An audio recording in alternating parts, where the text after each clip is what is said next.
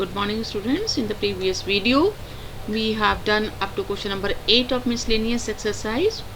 The ninth question is of binary operation, which is not in the syllabus now. So today we start question number 10. This question is find the number of all onto functions from the set 1, 2, 3 up to n to itself. Now onto function means the every element of codomain is the image of some element of domain, then we call that function as onto function. मतलब codomain का हर element किसी न किसी element की image होना चाहिए. तो यहाँ पर क्योंकि set domain and codomain both are same, so the function to be an onto function, an element should be mapped only with one element. So the number of mappings, the number of ways in which one can be mapped with this set, with the elements of this set is n. मतलब 1 से भी map हो सकता है, 1 2 से भी हो सकता है, 1 n से भी हो सकता है. मतलब 1 की मैपिंग के लिए आपके पास n ऑप्शंस हैं. नाउ जब 1 मैप हो गया तो 2 के लिए हमारे पास कितने ऑप्शंस बचे? n-1. इसी तरह से 3 के लिए कितने ऑप्शंस बचे? n-2. और इस तरह से आप जब करते जाएंगे तो लास्ट में n के लिए केवल एक ही ऑप्शन बचेगा. अब आपने 11th क्लास में मल्टीप्लिकेशन रूल पढ़ा था परमुटेशन में. तो यहाँ पर total number of ways in which these n elements can be mapped with the n elements of this set is n into n-1 into n-2 up to 1, that is factorial n. So if you want to find the number of onto functions from on a given set, then the formula will be factorial n. Now 11th question is we have two sets S and T. We have to find F inverse in each of the following cases if it exists. Now here in this first case, image of A under F is 3, image of B under F is 2, and of C under F is 1. It means it is one function. एक element की एक ही image है और ये on to भी है क्योंकि इस सेट T के हर एलिमेंट किसी न किसी की इमेज है यहाँ. तो ये 1 ऑन टू फंक्शन है, इसलिए इसका इन्वर्स एग्जिस्ट करेगा. और इन्वर्स क्या होगा? इसका रिवर्स हम लिख देंगे, रिवर्स ऑर्डर्ड पेयर्स.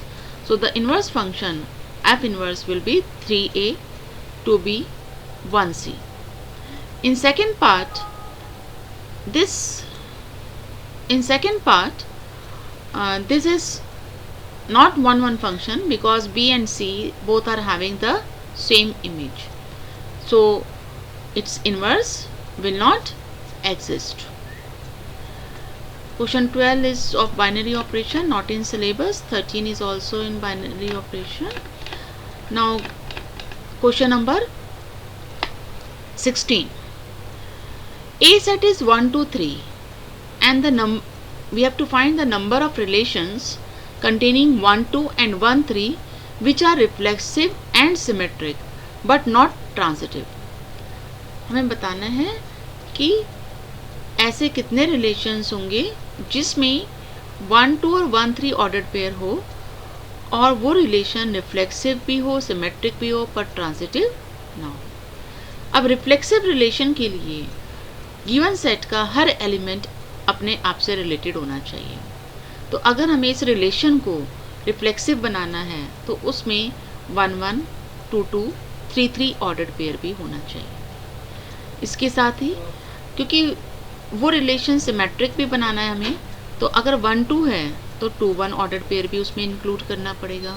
इसी तरह से अगर 1 3 है तो 3 1 ऑर्डर्ड पेयर भी इंक्लूड करना पड़ेगा।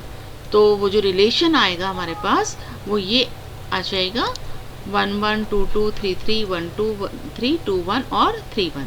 अब ये रिलेशन ट्रांजिटिव नहीं है क्योंकि 3 1 से रिलेटेड है, फिर 1 2 से रिलेटेड है, पर 3 2 से रिलेटेड नहीं है। So our A option is correct, that is one relation is there. Now question number 18. This f is a signum function. This function you have studied in 11th class.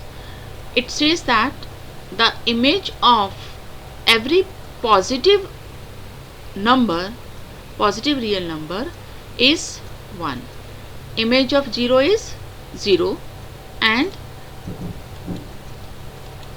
image of all negative numbers is -1, and g is greatest integer function which is defined as this, and it means the greatest integer less than or equal to x.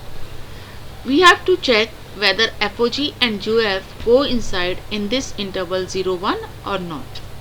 मतलब इस interval के हर point पर क्या FOG और GOF equal है, ये हमें check करना है। यहाँ पर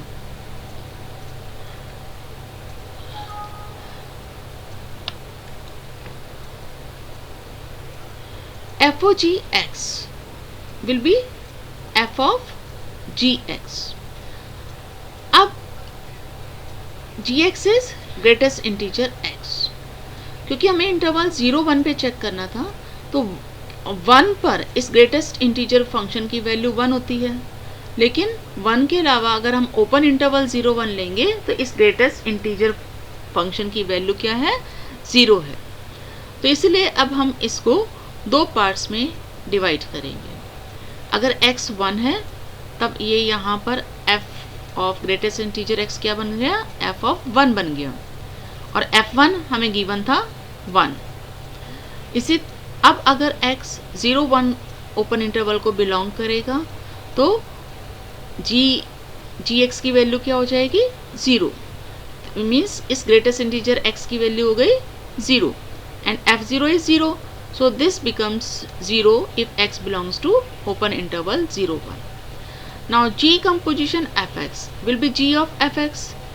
अब क्योंकि हमारा x ओपन इंटरवल 0 1 को बिलोंग कर रहा है, it means x is positive and for positive values of x fx is 1, so it becomes g1 and g1 is greatest integer 1 and it means it is 1. Now it means only at x equal to 1 the values of FOG and of the values of the function composition function FOG and GOF are same. For other part, that is for x belonging to open interval 0 1, they are not coinciding because here its value is 0 and here its value is 1. It means they are FOG and GOF do not coincide in 0 1. That's all for today. Thank you.